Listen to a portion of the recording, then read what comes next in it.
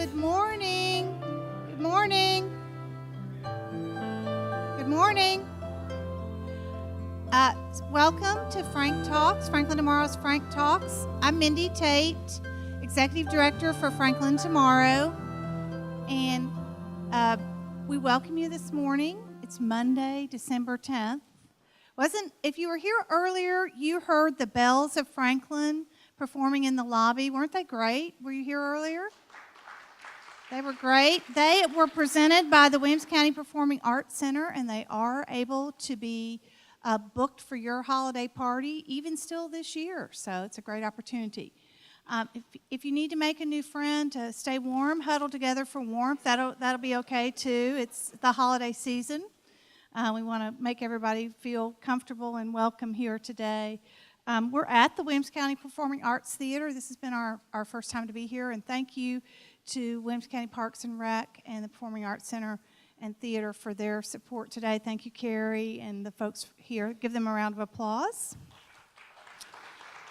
Our coffee this morning was from Highbrow Coffee, and it was courtesy of West Haven, and we appreciate their support throughout the year. We've had a number of events at West Haven, and we will again next year be looking at those events as well. But we also have a great support from our presenting partners, Vanderbilt University Community Neighborhood Government Relations Office. Christine and Lynn Maddox are here somewhere. Thank them. They've been our presenting partner for 2018. And also Harrison Crabtree and Diane LeBlanc from Renaissance Bank are here. Thank you, Renaissance. And they've got a basket of goodies out on the little ticket counter for you as you leave. See if there's something there that you can use to make your day better. So we appreciate their support. And this has been a great day for the nonprofits out front. And thank you to those who brought items for GraceWorks or the Nook or supported our friends at Brightstone or High Hopes, the Animal Center, the Nook. It's been a great Mercy Children's Clinic, Mercy Community Healthcare. We appreciate your support. I'm going to turn the microphone over to Nancy Conway to do our Did You Know segment, and then we'll get started.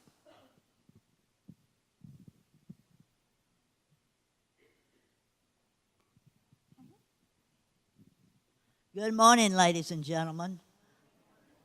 Okay. Now, if I just may mention, this is sort of a trick question today, but it is timely. So here we go. Did you know? So here's your question, and the first person that answers correctly wins a fabulous prize. Mindy says it's a folding chair.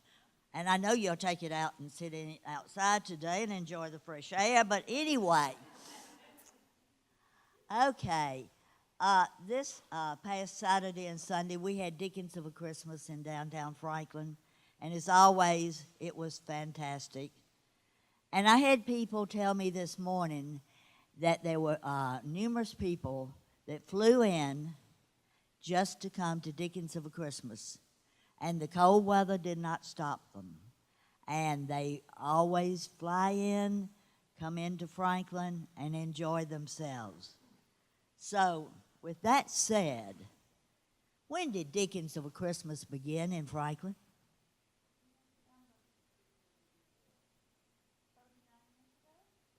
The year. Come on, trick question.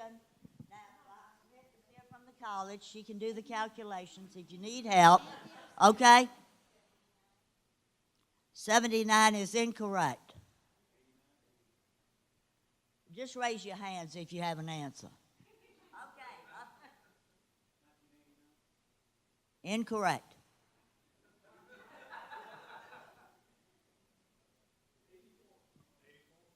Correct. You got it. This gentleman right here got it. Now, remember, the main thing is it is the largest outdoor Christmas festival in all of Middle Tennessee. So let's be proud of it. Thanks, Mindy. Thank you, Nancy. she made our minds have to work this morning, and I can't do math anyway. That's why I went into journalism all those years ago. They told me there was no math. So it's my joke for the morning. We're glad you're here, and we are excited to look ahead for 2019 with our panel, and we can bring them to the stage now and change the slide, but we would like to call the stage Matt Largent from Williamson Inc.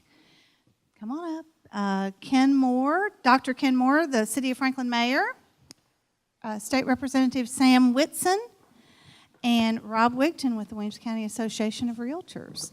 And so, gentlemen, I like these chairs. We're going to talk about the top 5 things to know for 2019 from their different sectors. Matt is with Williamson Inc., of course, the mayor with the City of Franklin. Sam will talk a little bit about the changing face of Tennessee legislature and politics. And then also Rob Wigton will talk a little bit about the housing market and growth and what's coming to our community. I'm going to leave the stage and leave it to these gentlemen. So. It is. Catch me. Matt, you're first. Yeah. Or y'all can, it's up to you. I shouldn't say who's first.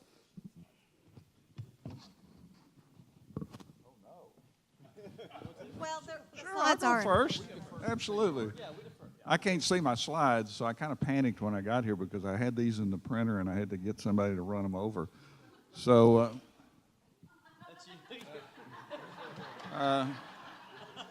first of all, this is really important for next year. This is election year, you know. So, have you got my slides? Oh, good, good. Well, let me just start out my conversation by saying we lost a great statesman this year. And Charles Sargent did so many great things for this community. And so I just wanted to make that comment. So the next slide, you know, we have been through a decade of change. We have about 400, and I'm going to talk more regionally than I am about Franklin for a minute. We've had about 400,000 new people come to the region in the past decade, and we're on track for 1 million more people by 2040. There's been 30,000 new jobs created in the region. Franklin's population in 2007 was 58,000, and now it's 78,000, probably even more than that. And we've been blessed with a lot of job growth in the region. We've been blessed with a lot of low occupancy in our office buildings, and just a lot of low employment. So things have really been looking good. The next slide, I want to just comment on the opportunity for regional cooperation.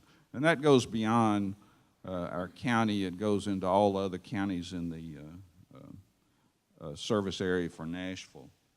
We're recognized that we're creating a lot of jobs here. We're recognized for low unemployment. We recognize that next year Mars Pet Care is going to open their new facility. We're excited about that they've decided to locate here. But other things that are happening regionally that are going to affect us are things like I call it the Amazon effect. They're bringing 5,000 jobs. That's going to bring at least 2 jobs for every person that they're bringing. And what's interesting is it completely overshadowed Ernst & Young announcing they're bringing 600 jobs to the region. And I mention all this because this is going to affect us in our county and city as far as new corporate headquarters, maybe support services and other employees, and many of them are going to live here. The next slide, please. Let me at least get the punchline out. There have been some changes in state government, and they wanted to move the capital to Franklin. We sent this to our codes department, the zoning department, and we've turned them down. The building is too tall, so they will not be moving the capital here. We do, next slide, we do have a new governor. and First Lady. A lot of new leadership. We're glad to see Glenn Cassida as Speaker of the House and Jack Johnson as the Majority Leader in the Senate. And the city is going to be watching very closely on a number of issues that may come before the General Assembly next year. We have a great interest in the internet sales tax and how that may be distributed, and that may be something that will be involved in that conversation. We continue to be concerned about the health of our state, the health of our community. You know, we're not a very healthy state whenever you compare us to other states. And so, you know, we'll be doing some focus on improving our health next year. We're trying to raise awareness of the opioid crisis. Tennessee's the 13th. That's not good to be 13th state as far as opioid crisis. We're going to be looking regionally at solid waste next year. This is starting to reach a tipping point where many of the landfills that we use are filling up, and so it's going to be very important that we develop some type of regional approach to that. And then I did mention a few minutes ago elections in 2019, and we'll be having elections for the Board of Mayor and Alderman, Alderman at Large, and then the mayor next year. The next slide just highlights some of the things that we're going to see. Mac Hatcher Parkway. The bids were accepted on Friday, and I understand that probably early this week we'll find out who the winning bid, who won the bid. We continue to focus on a 10-year capital plan, so it's not just like everything's going to happen this year, but we're projecting out 10 years as far as what our capacity is to fund projects, and there is a whole long list of projects that the Board of Mayor and Aldermen have been considering up to this point. We're going to see that, you know, we broke the ground on the water reclamation facility, the $132 million facility, but actually the real work will start next year. They've done some preliminary work, so that's going to be about a 30-month process. We're going to be bidding Franklin Road next year, which will it'll look a lot like Hillsborough Road with the sidewalks and turn lanes and so on. We continue to move forward on Columbia Avenue. We've picked the design concepts for Columbia Avenue, and we're pretty close to being complete as far as the access points on Columbia Avenue. We'll be looking at redoing the intersection at Mallory Lane, Liberty, and Royal Oaks next year. We continue to push very hard on Southeast Mac Hatcher Parkway widening. We did get notice that they funded some of the engineering on that, so once that starts, that's usually a good sign that on down the road we're going to have some better news. And we're going to build a new park, so one of the phases will start. The next one, I wanted to mention housing, and I'm glad Rob is here, because one of the things we're looking at regionally is our entire region is starting to notice that many more people are cost burdened as far as housing and transportation costs. In fact, 29 of the 50 or so top occupations or jobs are already cost burdened with the cost of housing and transportation. We'll be looking at the Hill.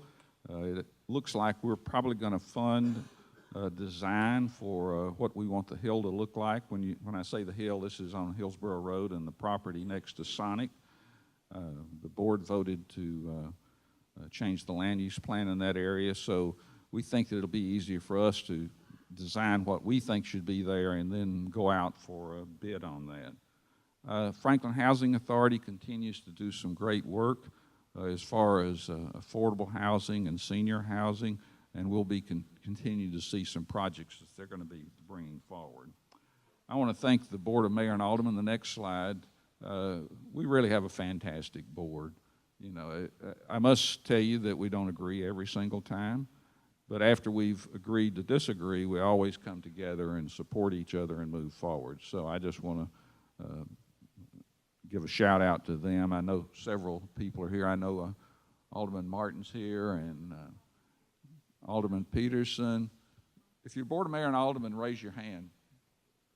Oh, so we appreciate your participation. So next slide. You know, we truly live in a blessed community. We do live in a bubble, and we work hard every day to make sure that we continue to have Franklin to be a place where people want to live, work, raise their family, create a business. So thanks for the opportunity, and who's next? I'll go. Sure. When I start out here, before I get into the future, I want to talk a little bit about the past and just a little bit about what makes Franklin and Williamson County so special. I've only been here 20 months, but within a month of me moving here, Mindy Tate reached out to me, had me speak to this group as one of the new faces. Shortly thereafter that, Mayor Moore got a hold of me, and we had a nice discussion in his office. Matt immediately reached out for the Williamson Inc. group, and we talked, and Sam and I have formed a nice relationship too over the months. So the folks that live in this county and in Franklin are so warm and welcoming, and that's the good news and the bad news, I guess. Everybody wants to be here, right? And our sales stats over the last couple of years here in Williamson County have been remarkably consistent. I pulled a bunch of them coming into today, and I've got some sheets here if anybody wants to look at them later. But through November of this year, we've closed almost an identical number of single-family homes in Williamson County as we did in 2017. Remarkably consistent month to month. If anything, the sales price averages are rising, which is unfortunate fortunate and unfortunate. Good for property owners, tough for members of the service community that are trying to move here and work here. I happen to serve on the Franklin Housing Commission, and we're looking at ways that we can maybe bring some more lower cost housing into the county here. But it's becoming a tough lift, a heavy lift. Land prices are incredibly high. Builders, just to make a buck, have to charge what they charge for homes. So it's very hard to get affordable projects here in the county. The outward strata of folks that want to work here, unfortunately, when they move here, they're living a little bit further away from the core here just to be able to afford it. So that's one of the problems we're probably going to have to address as the years go by. I don't see anything major on the horizon in terms of a housing bubble or a recession. I mean, there's anecdotal evidence from some of our members that things are slowing down, but the stats just don't show it. And we recently took part in an economic seminar with Dr. Lawrence Ewan from the National Association of Realtors, held in Nashville a couple of months ago, and a member of the Federal Reserve. And both of them predicted that it probably wouldn't be until about 2021 before we'd see anything markedly different in the housing markets around here. And then maybe then only just a slight blip. Prices maybe going backwards 2 or 3% for a year or two. But this is such a stable, wonderful economy here in Williamson County and in Franklin specifically, that I really don't see on the horizon much changing in that direction. We're happy to work alongside all of our partners here. My government affairs director, Bo Patton, is out here. We hook him up with Williamson Inc. a lot, and we are joint venturing on a lot of projects. The Williamson County Association of Realtors is very community outreach oriented. We got behind the sales tax increase because we wanted to see our schools taken care of, because we know that schools are one of the things that drive people to the community. And then finally, like Mayor Moore said, with Amazon coming to Nashville, and I know they want their aim was to have people in walkable areas of in their high dollar jobs, $150,000 a year jobs that they're bringing in there.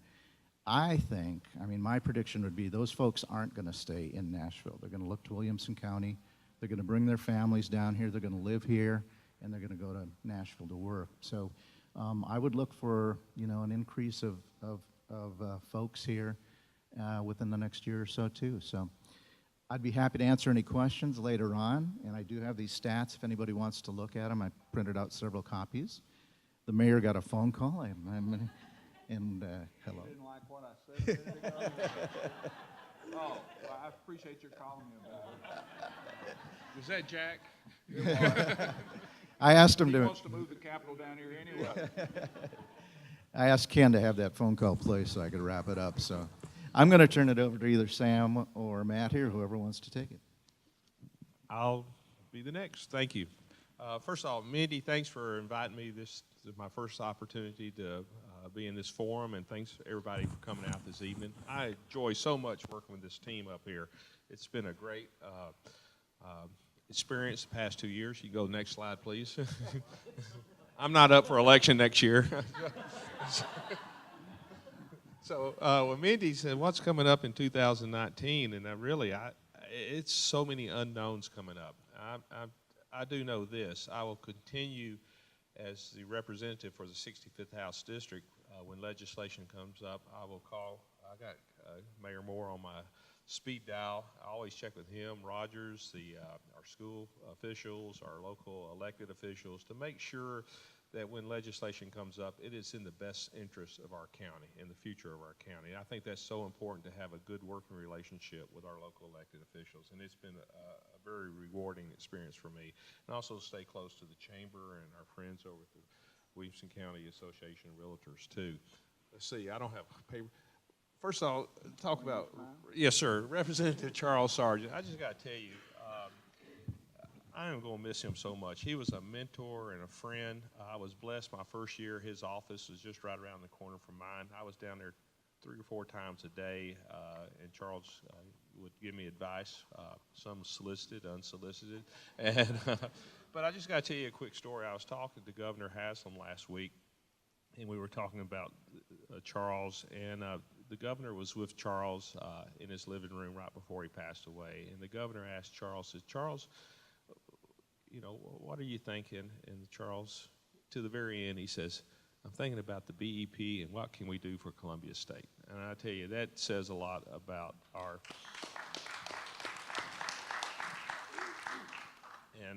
and the impact. And we lost so many other folks, either through retirement up there. When I got there in 2016, it was a very stable General Assembly. We had the same Speaker, Beth Harwell. The Senate was stable. There was only about 10 new members in 2016. The House leadership was established, and Governor Haslam still had 2 years to go. And so now, I talk about the House turnover. I think there's like 28 new House members, and I'm not sure what they have over in the House of Lords. I mean the Senate, and but in the House of Commons, we have had probably the largest turnover since the Civil War in our representatives, and we got to remember that in Williamson County there's 3 representatives. There's 97 up there representing their counties, their districts, and they look at us. And when we talked about moving the capital here, we have a United States Senator from Williamson County. We have the Governor from Williamson County. We have the Majority Leader of the Senate from Williamson County, the Speaker of the House from Williamson County, the Chief Justice of the State Supreme Court from Williamson County, another Chief Justice on the Supreme Court from Williamson County, and that does have an impact. And so I kind of going to slip down to it's hard to be humble with that, because the perception of Williamson County with the other legislators is that we're a gated county, that we have heated roads in the winter, that all our kids are above average, and so that is it is a challenge. I had one representative accuse me of representing Belle Meade, and then I had another representative saying that I represented the 3rd wealthiest county in the United States. I corrected him. I said it was 3rd until I moved here, and we're now 7th. And and when legislation comes up, that is something we have to look at. And so we've talked to Matt and his team, and we're looking at maybe a Williamson County Day on the Hill. Mayor Moore recommended that, and many counties do that. For instance, Lincoln County has Hamburger Day on the Hill, and they talk about the impact what Lincoln County has across the state. And when we think about Williamson County being the economic engine of Tennessee and the impact that we have across the whole state, and what we contribute. For instance, for every dollar we give to education, we get 44 cents back. The only other county that beats us in that regard is Sevier County, because they have Dollywood. And so we got to make sure everybody knows that what's good for the state of Tennessee is good for Williamson County, and what's good for Williamson County is great for the state of Tennessee. I talked about the turnover, the direction and the agenda for the next session. Again, new governor, new speaker, and a lot of new members. The issues that will come up, we'll see. I think they're still putting together their staff. The governor, he had just appointed a really great local lady, Liz Alvey, to be on the legislative team. Liz lives in our district, and she would work for Senator Norris over the past few years. And so, and of course, Mr. Hatcher, the Commissioner of Agriculture, and I'm sure there'll be more appointments coming down the line there. And let's see, my agenda will continue to be promote roads and public schools in Williamson County, because good roads, great schools equals prosperity, and I do believe that. So that's all I have, and I'll be taking questions after Matt is done. Thanks, and thanks, Mindy, for the invitation today. I appreciate it. Nancy, thank you for your great leadership for our organization and our community. And I'm going to touch on something that you all have already mentioned. I mean, the group you see in front of you is a team, and we're so blessed in Williamson County. It's easy to think these things happen by accident, and that they happen overnight, and that's just not the case. We have really had strong leaders since the 80s that put a value on the importance of education. And that's the foundation of our community is education. That really sets us apart from our peers and makes this work. But I think it's up to everybody in this room and across the county not to take that for granted. Understand that when elections come up, those matter and leadership matters. We're lucky that we have a window of alignment, but it may not always be that way. So I would just say, and I think we saw in this last election, we had I think we had the highest voter turnout in the state. Is that right? Close to it, yeah. So that's great. That speaks well of you all and the citizens in Williamson County. So I'm going to talk about two things, or break my brief talk into two conversations. One about organizationally, second about the economy. And I apologize for having to look at my giant head for the next 10 minutes. I don't have any slides, so you're welcome to go to something else if you want. Anyway, this was already mentioned. Sam mentioned this, but from an organizational standpoint, we're looking to do a Day on the Hill. The tentative date is February 7th. We may do something earlier with the mayor's office if we can work that out. But this is just a chance for our membership, which is about 1,500 members strong. And if you're not a part, we'd certainly love you to be a member of Williamson Inc., to really connect with local elected officials on issues that matter to you and your business. One of the new things we're doing next year, we've done a State of the School address for the past 2 or 3 years. This year we're going to do an education summit. So for those who've been to Outlook Williamson, it's a half-day economic summit. We're going to have a half-day education summit. It'll be in September, and we'll really look at the entire education ecosystem in Williamson County. Our Business Expo is back in October, likely at the factory. And this is something I'm really excited about. We're going to have our second young professional leadership class start next year. And that's one of 4 leadership programs Williamson Inc. operates, because we understand the value of creating leaders for our community long-term. So that's really organizationally. Next, I'm going to jump to the economy. This has actually been mentioned by Mayor Moore, but it's the Amazon effect. And, that's one of those things. It's easy to think that happened overnight, too, but there has actually been a move for the last decade regionally to attract a big tech name to Williamson County. In fact, I went with a group last year, early in 2017, with the Nashville Chamber, Nashville Technology Council, to talk to Silicon Valley companies about opening their second and third location here in Williamson County and here in Middle Tennessee. So there's a lot of work that goes on behind the scenes for those kind of projects. They don't just happen. And if anybody read an article in the Tennessean, probably about a week or 2 ago, the headline was How Williamson County Helped Lure Amazon to Nashville. And it really goes to what Mayor Moore was saying about this being a regional economy. And I love one of the quotes from the article, which actually was from the pitch the Nashville Chamber put together. The pitch details over 40 innovative technology pathways in Williamson County schools, its computational thinking curriculum throughout all grade levels, and its robotics and coding classes offered as early as elementary schools. I'm certain that played a role in Amazon, and really, I think Nashville benefited greatly by the 5,000 center hub of operations. That is a much more manageable project than a 25,000 person headquarters. So we're thrilled with that. Tech workers are the key to the future. I was at an event last week with the National Technology Council, and it was really interesting the way they describe technology as simply the enabling force that allows the economy to grow. And those are going to be the kind of jobs that we want our kids and grandkids to have that are more than just jobs, that are careers. And I think that's what's great about the Williamson County economy. It's not just the fact we're the 7th wealthiest county, it's that we have jobs that turn into careers. So your kids and your grandkids can come back here for careers. They don't have to go to Charlotte or Atlanta or Chicago. They can actually have a career in Williamson County and Middle Tennessee, and that hasn't always been the case. From a market intel standpoint, as I wrap up, I was at an event last week. It was a CEO roundtable we host on a quarterly basis, and the question was, what's your outlook for 2019?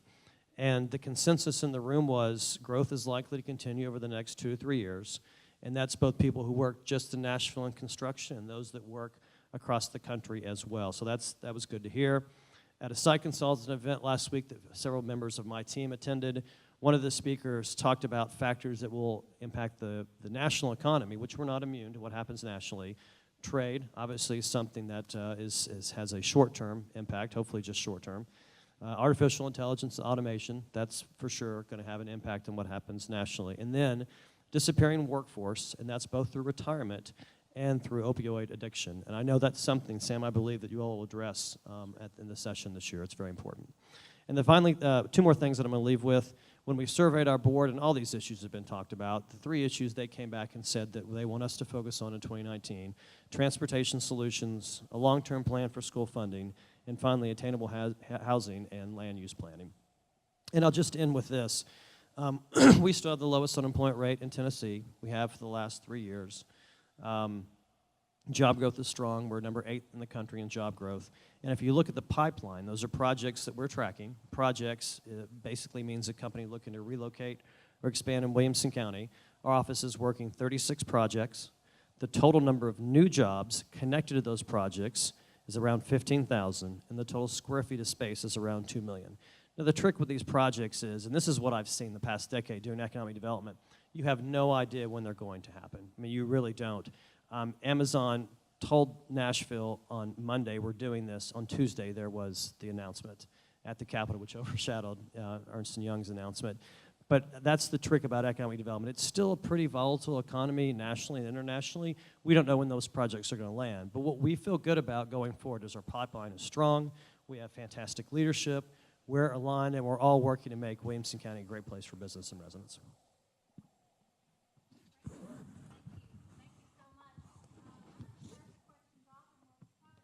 Question or 2 from the audience.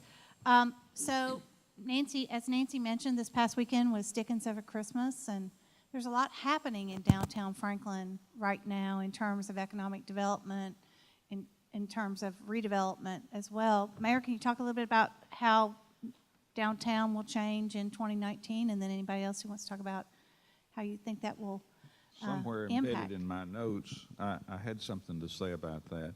You know, we actually have a very small Main Street in downtown, you know, as far as businesses and development.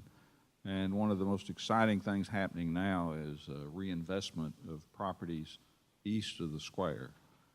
Whether we're talking about the, I call it the bank building, redeveloping, you know, it's now made City Hall the ugliest building on the square.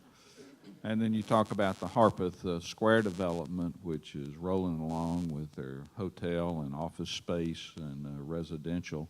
That's significant investment in our community. But don't forget about those road projects that I mentioned, you know, Franklin Road. That's going to be a huge stimulus, and one of the things we'll be doing there, we have money from the state to raise that bridge, which acts like a dam currently, and so that's going to save some homes in our community. Columbia Avenue. I think the big challenge that I see as far as property that needs attention is Hillsborough Road. We've invested a lot of money in Hillsborough Road, and we have some properties that are non-conforming uses. And those properties, we're going to have to be pretty imaginative how we redevelop those. Fortunately, there's not hundreds of owners. There's a handful of owners, and I hope that if the economy will continue to do like it's doing, that we'll see some imaginative things happen there at Hillsborough Road in the future.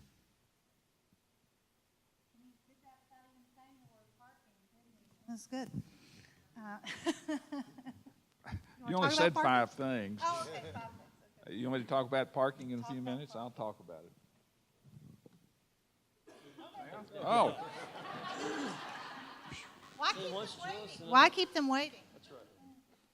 well, we did do a parking study which identified the inventory of parking that we have here in downtown Franklin. And there were a number of recommendations that came out of that. And we're starting to implement some of those recommendations. One of them we'll be looking at tomorrow night is some restriping of some of the parking in downtown Franklin. You know, we've had a lot of buzz going on about parking in downtown Franklin because a number of lots decided that they wanted to go private and pay. We had no control over that. We had had the opportunity to lease those for many years. We're going to have some additional parking coming on with Harpeth Square. They're going to have about 200 extra spaces in their garage, I understand. That we still need a parking garage, and we'll be continuing to study and look at where that type of location could be. We're redoing some things as far as the Second Avenue garage. We're moving a lot of the city vehicles up to the top deck. We have counters on our garages now that let you know how many spaces are there. And we'll be looking at some other opportunities to park some of the city vehicles and employees in other areas. I'm going to open it up. Does anybody have a question that I can bring the mic to you? If not, I'll keep asking a few. Anybody? Okay. Sam, I asked you before, and I'll share your answer, but you're one of the first people at the state capitol every day. Tell us a little bit about what your routine has been in going to the Capitol. And as the new do you know what committees you'll be serving on yet or anything like that? Thank you, Mindy. No, what she's talking about, I have this thing, I like to be there early, and I had a good friend, another legislator from Bartlett, Ron Lawler. He passed away this summer, but Ron had keys to the cafeteria in the Legislative Plaza. We were the first two there every day, and then we developed a little coffee group. We called it the Coffee Caucus, and it was bipartisan, and it was a good group of friends and such. But what Mindy also is talking about, the speaker determines so many things for the new, or for all the legislators up there. The speaker determines where your parking spot is in the garage. He determines where your office is located. He determines where your desk is located on the House floor. But most importantly, the speaker determines your committee assignments. And normally you serve on 2 full committees and 1 subcommittee. In this past term, I was on Health full and Transportation full and sub. And I hope I continue to serve on those committees because I think it has an impact on Williamson County with the healthcare industry here and, of course, transportation. And I was glad I was in a position to help move some legislation forward on a key transportation initiative from our governor known as the Improve Act, and it's had a direct impact on our county and so and our region. So I look forward to doing that, Mindy, and we'll see how the committee assignments fall out. I let them know which ones I want. I do know this new speaker very well, but one thing too Ken was talking about, and you mentioned about changes. This last election in 2018, I was looking at the numbers, and in 2020, the U.S. Census will be taken again, and the shift in population, and I suspect in 2022 we'll probably have a new House seat, an additional one in Williamson County. For instance, there was like 12,000 more people voted over in the 63rd district than they voted in the 65th. It shows you that growth over along the interstate and the east side of the county. So that's something else that will be coming up, and so I look forward to working on that. A topic that you all may want to address. In the last couple of weeks, there's been discussion in the media and in political circles about closed primaries in Tennessee and changing the process of elections in Tennessee. Mayor and Sam, anyone, would you like to talk about that? Well, I was glad to see that Governor Haslam and Governor-elect Lee thought that was not a good idea. I think it's important for for our party, that we continue to grow as a party. We asked, how did we get here? Every elected official in our county is a Republican. We have a supermajority. The process has brought us about that because we have included independent voters in our process. And so I look forward to seeing where that legislation goes, but I was glad to see, like I said, Governor-elect Bill Lee had some issues with that. Anybody else want to talk about that? Okay, no? Got that. Mayor, this year you held your Unite Williamson breakfast and focused on unity. Did work together on the table with Franklin tomorrow, but tell us why Unite Williamson was important to you. We've got Chief Deb Faulkner's here with us today as well. Why was that important to you as a community engagement and unity tool? Well, I appreciate your asking about that because it was something that was heavy on my mind. And it really originated from the events that happened in Charleston, South Carolina, when the Emmanuel AME Church had the shooting there, and the members of that church responded with forgiveness rather than burning down Charleston, South Carolina. I said, boy, that's really amazing. I'm not sure that I could do that, honestly. And, you know, I've known several of their mayors there, and I just think it's an amazing response from a community. You know, we like I say, we're in a bubble here, and but we're not immune to things happening in our community. And so I thought it was important that we have some mechanism for us to come together as a community, whether we're talking about the Islamic Center on Mallory Station Road, or whether we're talking about the Mormon Church, or whether we're talking about the African American church community. It was important for me for us to have conversations, and that's created a great opportunity to hear concerns of groups of people maybe that we don't talk to on a normal basis. My hope is that, number one, that we now have an opportunity to reach out into various areas of the community if there's an issue. Number two, I think it gives us a huge opportunity to reach out into the faith community for initiatives that need to occur in Franklin, whether we're talking about suicide, whether we're talking about the opioid crisis. And it had such great synergy with On the Table, and I appreciate the support that Franklin Tomorrow gave that organization. We're already working on next year. We're going to be working on some initiatives that can occur in between these interfaith prayer events. So I think it's going to you know, it's. I have to go back to who funded it. I had 2 anonymous donors that funded the entire breakfast, and I went to them and told them what the vision was, and they volunteered to fund the whole thing. So I think they saw that there was a need.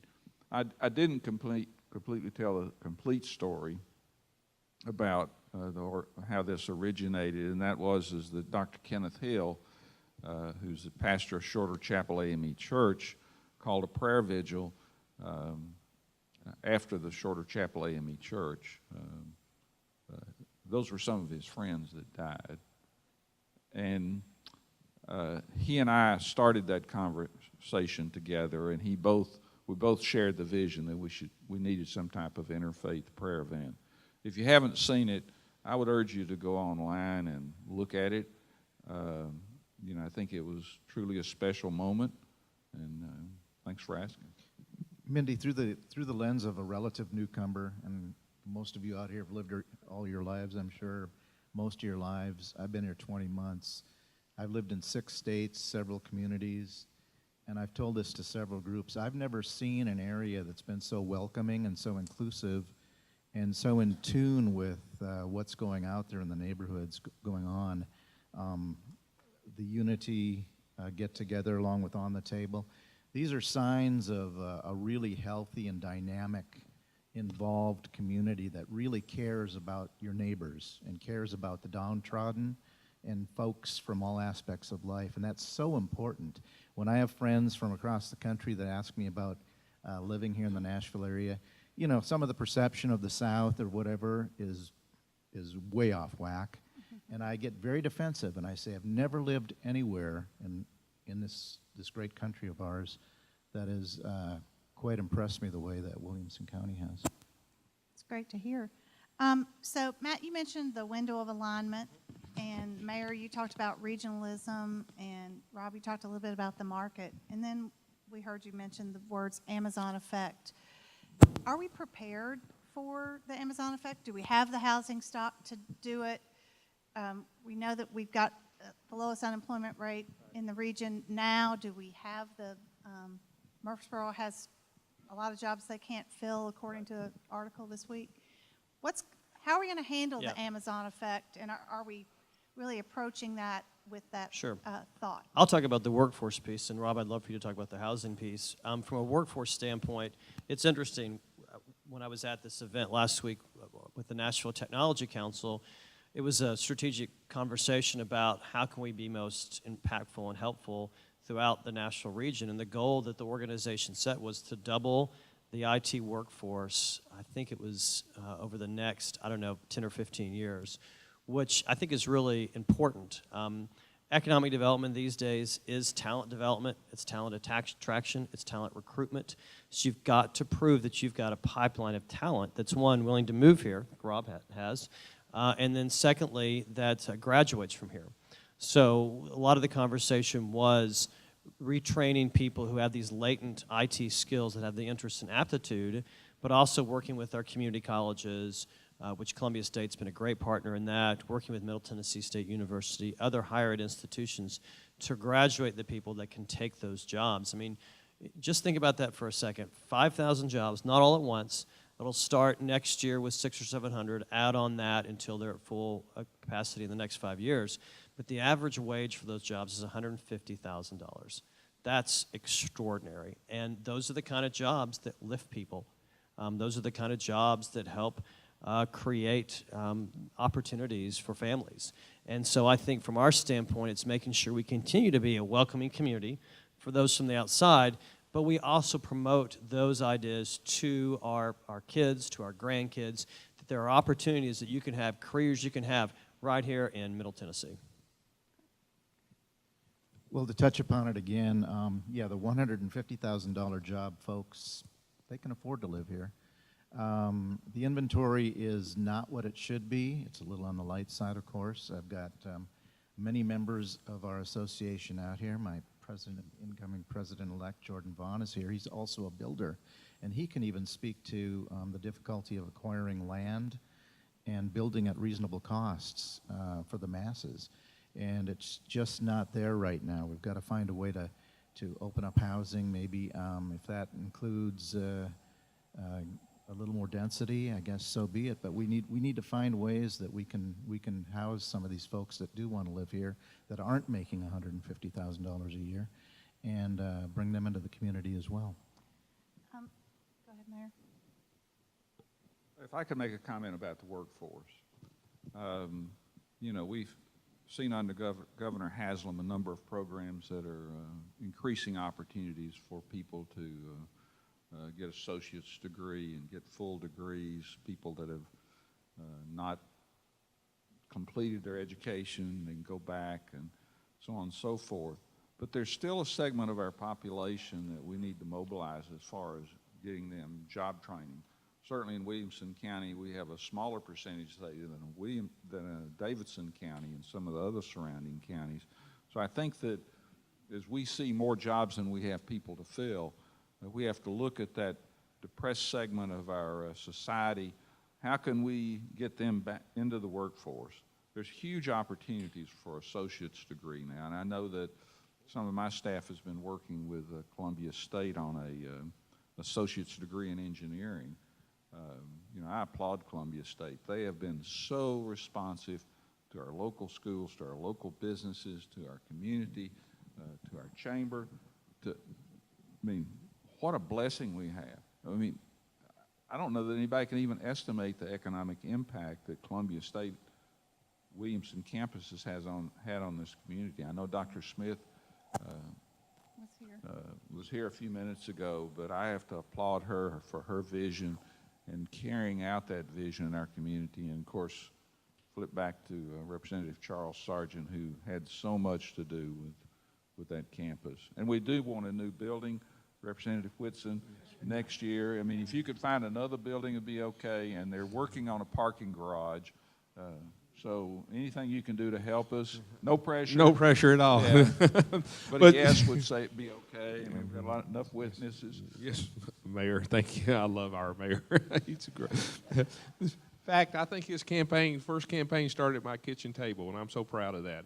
I tell you what, we are blessed. It did. Yeah. Yeah, And- some really creative ideas there that morning. But no, we are blessed with our local leadership. I will tell you that. I lived in 9 states over 26 years, and we may have some challenges. You but weren't we'll- running from the law, you were in the Army. You might No, wanna no, tell people that. never stay anywhere too long, no. But I also would like to add, too, about Columbia State and their initiative with Williamson County School System in the Fairview High School. Fairview High School is running a pilot program for the next 2 years where 40 students a year will leave Fairview High School, graduate with an Associate of Applied Science degree. And the governor funded that for us, over a $270,000 grant to do this. And I think that kind of dovetails with what our new governor is pushing for, technical education. And if this program's successful, I think it will be the blueprint for the rest of the state. And I tell you, I'm so proud of our county school system for stepping up, promoting this, and for Columbia State for helping make it happen. Great. Mayor, you briefly mentioned the new Southeast Park that the city will be beginning work on next year. Included in that are ideas for an inclusive playground, but also really developing that lake and property there. Can you talk a little bit about the recreational aspects of moving that around a little bit? Well, we went through a major park plan a few years ago and took an inventory of the parkland we had, and we identified what our future needs were for the next 10 years.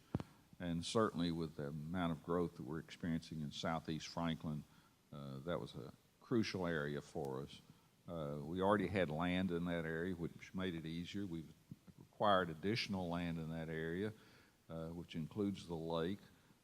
And we're working on the master plan for that, and we'll have to build that in phases.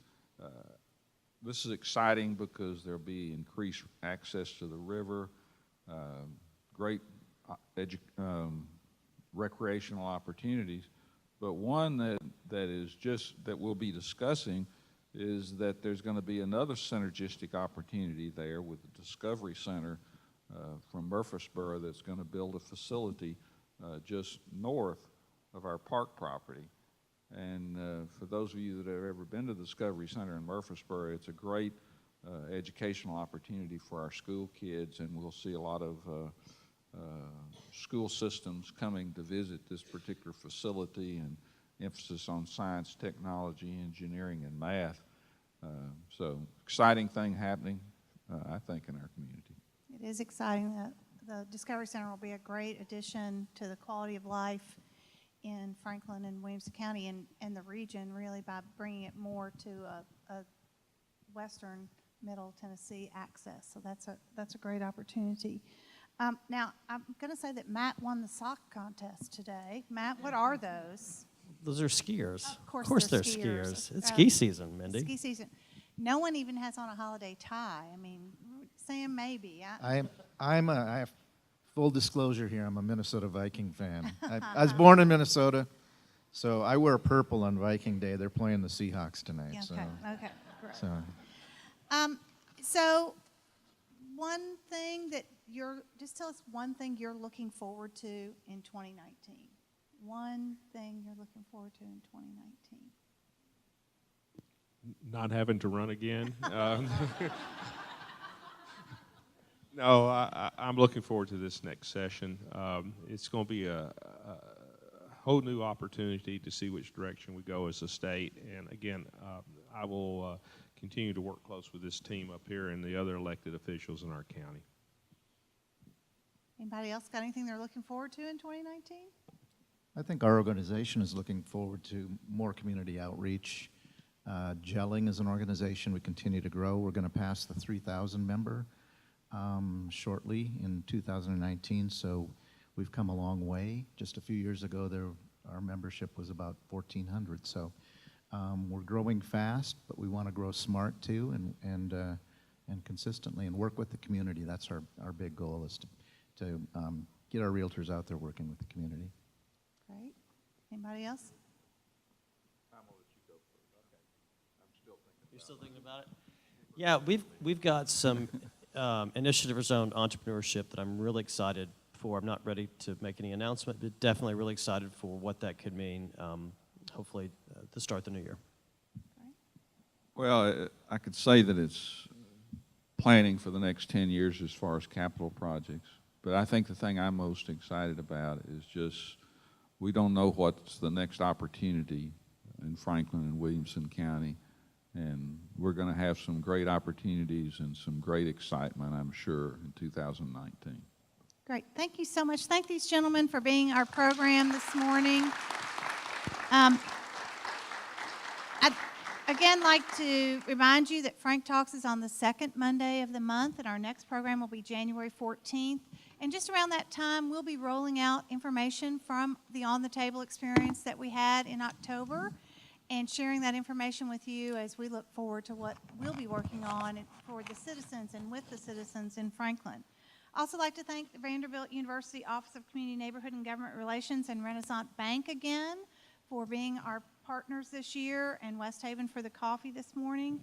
And we'd like to thank those nonprofits who were present this morning for being here and allowing you the chance to know more about them. But we'd also like to encourage you, as you think about your year-end gifts, to think about supporting Franklin Tomorrow as well.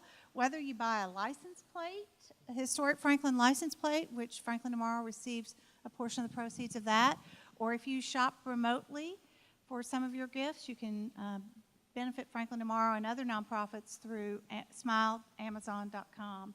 And we just want to wish you a Merry Christmas, Happy Holiday, Happy Hanukkah, and a Happy New Year. So see you in 2019. Thank you.